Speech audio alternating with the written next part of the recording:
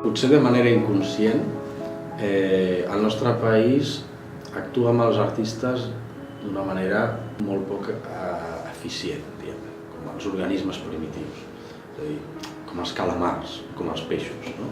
Que a vegades els peixos tenen 100 o 200 alevins, criatures. Els abandonen a la seva sort, no?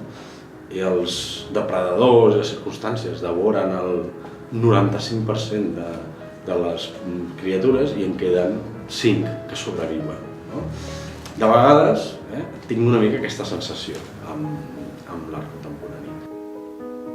Poca gent s'interessa per lo que és anomenat art en general i crec que hauria d'estar més socialitzat, és a dir, que hauria de donar-se a conèixer molt més i crec que som els artistes els responsables de fer això. L'artista no està sol, mai està sol. Nosaltres no estem mai sols, o sigui, formem part d'un engranatge de molta més gent. Jo crec bastant en aquesta cosa de ser sempre una espècie d'artista amateur.